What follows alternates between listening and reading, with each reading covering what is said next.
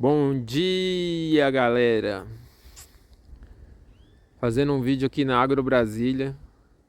Isso aqui é uma coisa que a gente vê em muito lugar, né? Monocultura de eucalipto. Eu acho que eles soltam gado aqui.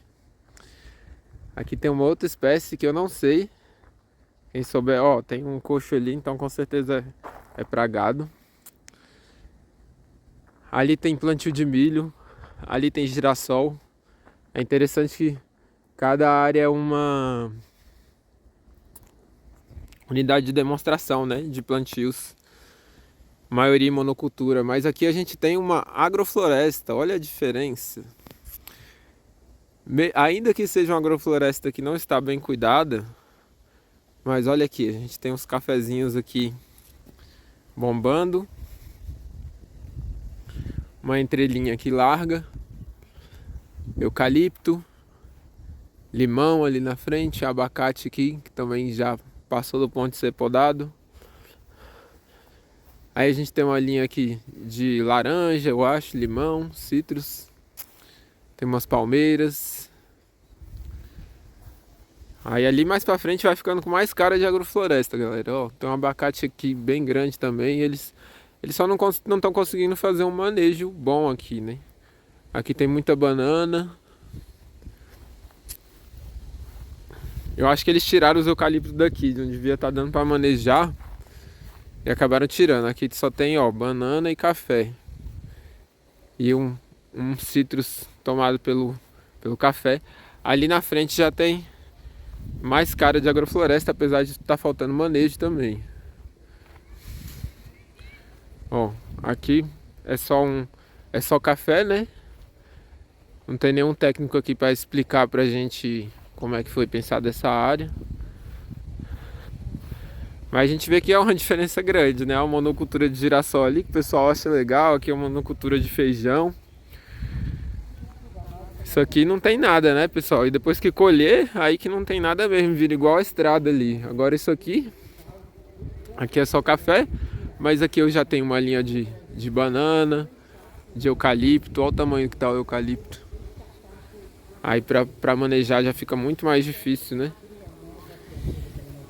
E quando eu falo pra vocês que tá faltando manejo, ó, a gente identifica fácil. Quando você vai entrar aqui, só tem sombra, né? Olha o tanto de sombra que tem. Não vem nenhum capim aqui, né? E o café não produz também, né? Porque o café gosta de sombra, mas ele precisa de sol para produzir. Olha a diferença. Ó, os cafés lá, esse que tá no sol aqui, você vê que tá produzindo um pouco ali. Esse aqui, ó, já tá sem nada.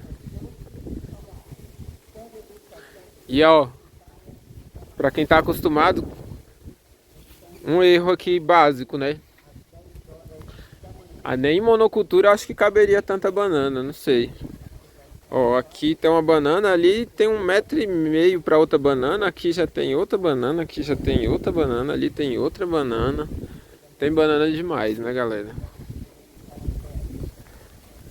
Tem banana demais. Eu acho que eu não sei o que foi pensado, se eles achavam que ia dar conta de fazer esse manejo. Ou se simplesmente plantaram e largaram aí, né? Mas já é bem interessante no meio de tanta monocultura num evento desse, né? Você achar um sistema agroflorestal já é um avanço, né?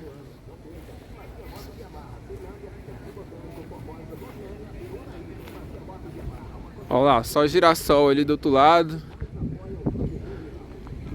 Aí aqui, ó, olhando de fora da agrofloresta, ó.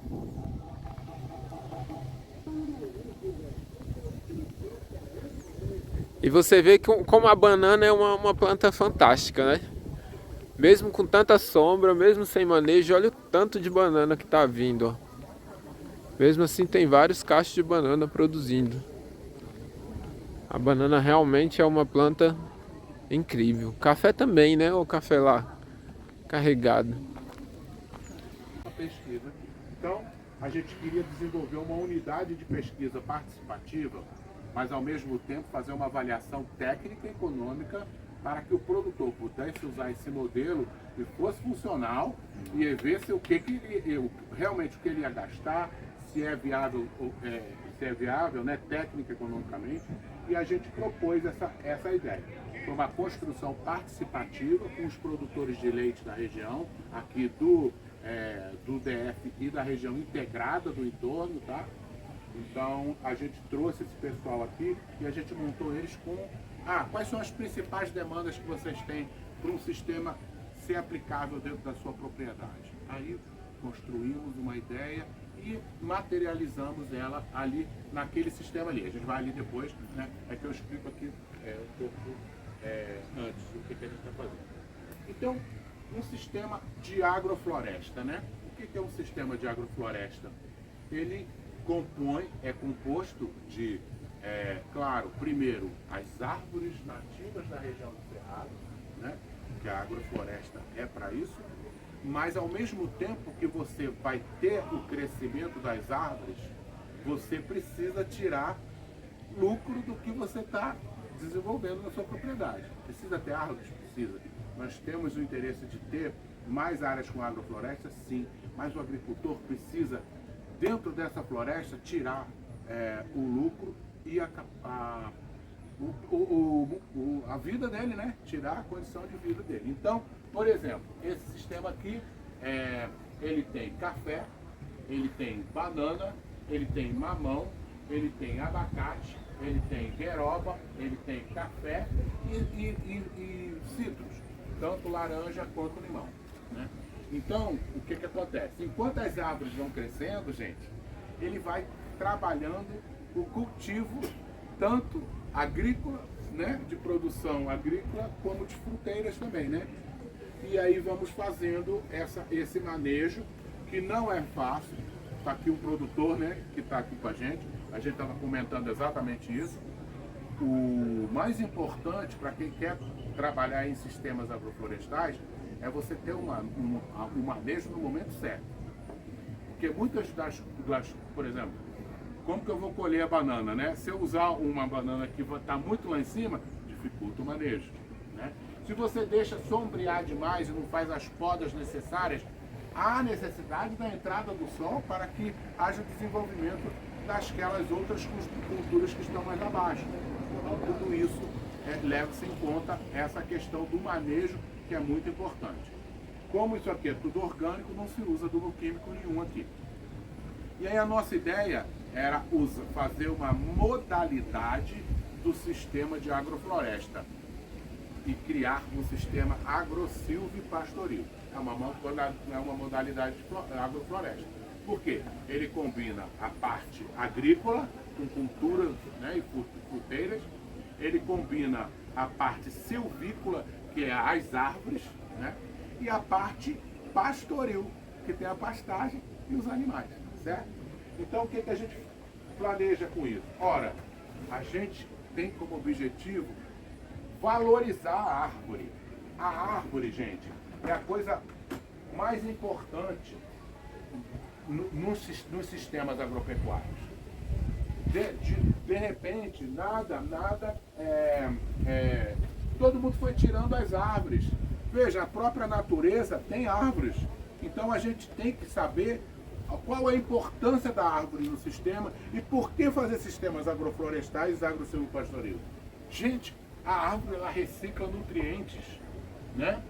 Ela faz, se ela for uma leguminosa, ela tem a capacidade de fixar o nitrogênio que está no ar, no solo, através de bactérias geosotróficas que ficam nessas árvores quando elas são leguminosas e tem essa capacidade de absorver o nitrogênio. Vocês viram andando no sol, né? Agora vocês chegaram aqui, olha aí que beleza. Olha o fresquinho que está aqui. Tudo bem que hoje está frio, mas anda no sol de meio-dia aqui, depois você entra aqui e você vai ver a estabilidade climática que um ambiente desse traz para nós, né? E não é só para nós. Por que a gente quer ficar na sombra e quer botar o animal no sol? Gente, o animal é igual a gente, né? E eu falo isso porque eu sou zootecnista. Então eu trabalho com animais.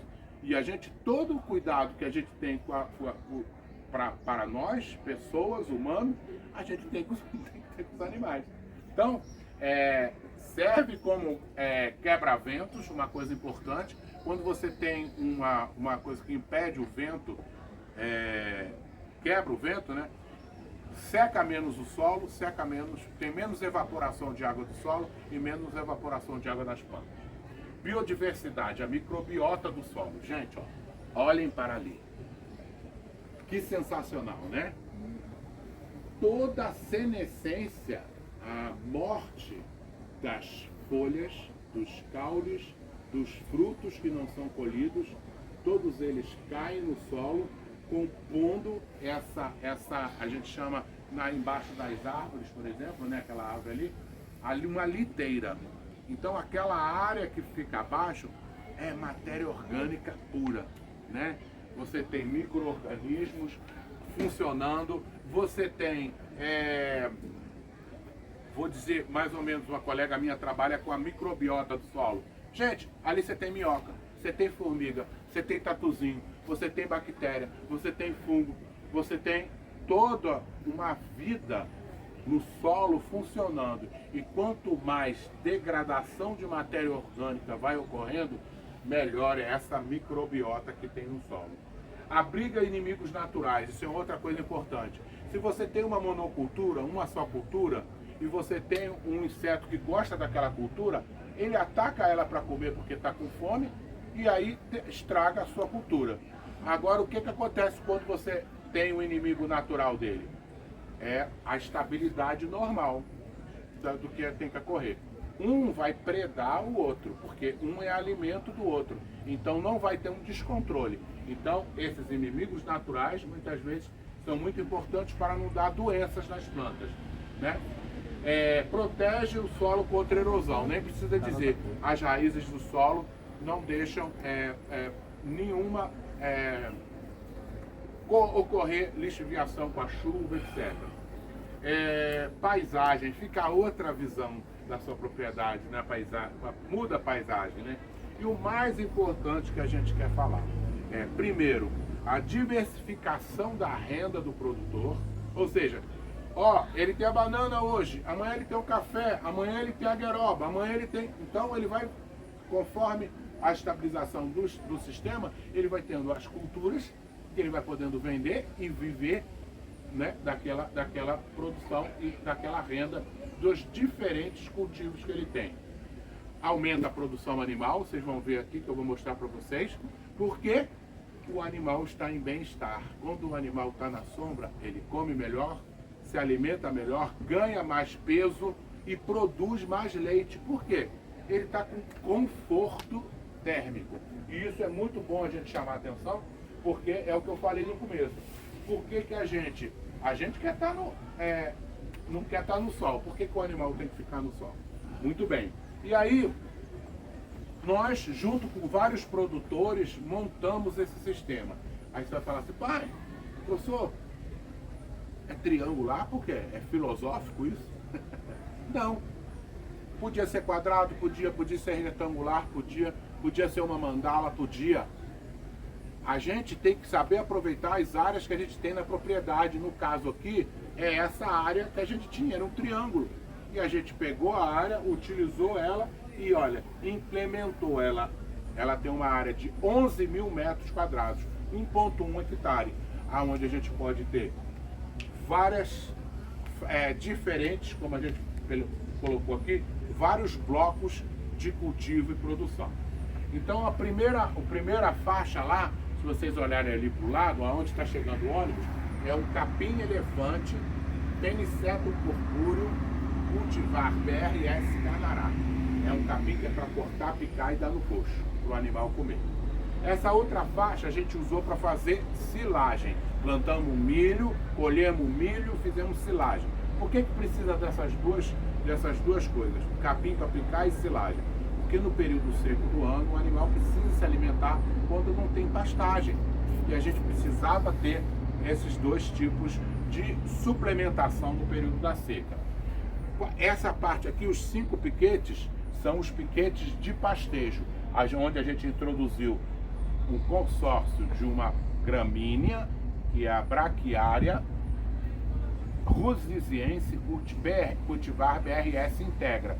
também desenvolvida pela Embrapa, para quê? Para ela, que ela aguenta sombreamento. Então, num sistema que tem árvore, eu preciso usar um pasto que aguenta sombreamento, porque senão, sombreia ela morre, se não for uma criatura, né? E ainda assim consorciamos com uma leguminosa, para a dieta do animal em pastejo ficar melhor. Então, misturamos uma gramínea, que é essa que eu falei, a BRS Integra, com uma leguminosa chamada Estilosantes guianenses cultivar bela. Então ele está consorciado com ela aqui. E aí na parte final do sistema, vamos ter mais para plantar cultura, fazer um cultivo de mandioca e de batata doce, em 600 metros quadrados. Além disso, plantamos uma área com a banana de 230 metros e além disso, claro, o mais importante, plantamos as linhas vermelhas, são o plantio das árvores, né? As faixas de 6 metros nós implementamos as árvores. Qual foi a proposta? A gente ter 3 eucaliptos e uma nativa. 3 eucaliptos e uma nativa. E as nativas não são nativas, né, gente? Por exemplo, o genipapo tem ocorrência em todo o território brasileiro. Então não é nativo do Cerrado, né? E outras também têm ocorrência no Brasil. Então plantamos o baru, o jambo, o jatobá, genipapo e oiti e fomos fazendo assim, nessa configuração. 3 eucaliptos, uma nativa, tá? Em todas as linhas vermelhas.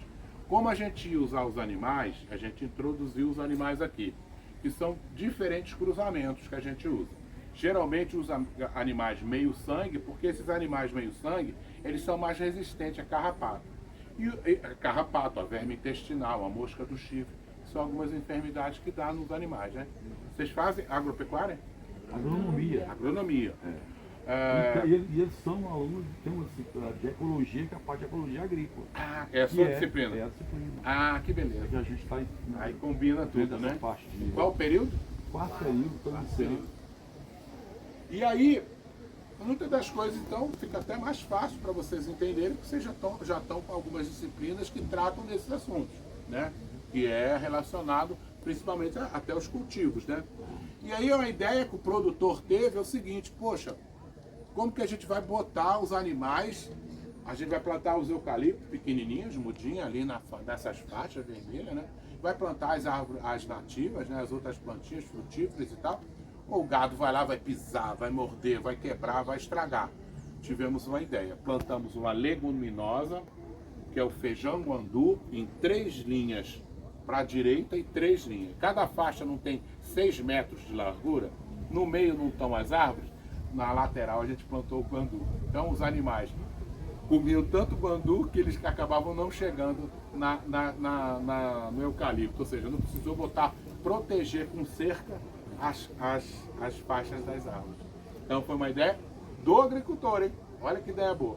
Então, isso foi uma estratégia muito boa que fez com que a gente mantivesse os animais na área e ao mesmo tempo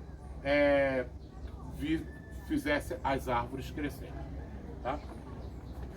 Metodologia, o que a gente queria aqui? Eu podia ter gado de leite, tirando o leite aqui? Não podia, porque eu não tenho. Aqui é um parque pertencente ao governo do Distrito Federal e cedido para a cooperativa. Então eu tinha que ter mão de obra e construir uma ordenha aqui. Como eu não tinha como fazer isso, ter uma ordenha para tirar leite todo dia, eu preferi fazer uma recria de novilhas. Pegava os animais, as novilhas novinhas com 140 quilos e tirava elas com 300 quilos. Prontas para inseminar. E fiz uma parceria com o produtor. Pegava do produtor, trazia para cá, engordava e devolvia para ele pronta para inseminar. Esse sistema é orgânico. Ele não recebe nenhum tipo de adubo químico. Os animais são tratados sem nenhum medicamento químico, só homeopático, fitoterápico. Todo o sistema obedece à lei 10.831 e a portaria número 52 do Ministério da Agricultura, que rege a produção orgânica no Brasil, vegetal e animal, tá? E aí o que a gente fez? Fez uma adubação de estabelecimento em toda a área. Em metade da área, a gente ainda não sabia se ia precisar fazer adubação, mais adubação. A gente depois de 3 anos, fez uma adubação de manutenção, tá? Corrigimos o solo com 2 toneladas de calcário e 1 tonelada de gesso, em função da análise do solo, que a gente viu a necessidade de correção do pH. E depois de fazer isso tudo, a gente pegou, e não tinha nada plantado ainda, a gente pegou a Crotalária juncea, que é uma leguminosa, plantou em toda a área. Quando ela estava com 84 dias, começou a aparecer aquela folhinha. Conhece a Crotalária? Já viram? Na área plantada lá, tem várias cultivares, tem a Crotalária juncea, Oculeuca, Spectabilis, e a nossa que a gente queria colocar aqui era a juncea, porque ela dá muita massa e a gente queria fazer o quê? Uma adubação verde. O que é isso? Deixa ela crescer, corta, ou tritura, ou incorpora com a grade no solo. Você incorpora matéria orgânica, você incorpora nitrogênio e ainda aumenta a fertilidade do solo. E aí só depois disso a gente veio fazer a adubação. Então galera, esse aqui é o sistema agrossilvopastoril, ó. Eu acho que é interessante pra gente tirar como modelo pelo menos a parte da estrutura. Então é cercado aqui, ó. Tem os piquetes, e os piquetes são abertos aqui no final.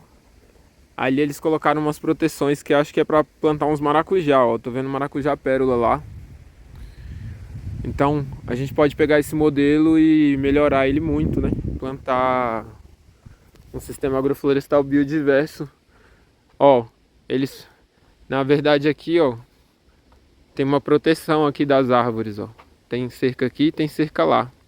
Aí fica a linha de árvore, que tem um maracujá, um café, devia ter muito mais coisa, né? E o boi fica aqui, ó. Então isso vai se repetindo. É um modelo que pode ser viável, ao meu ver, sim.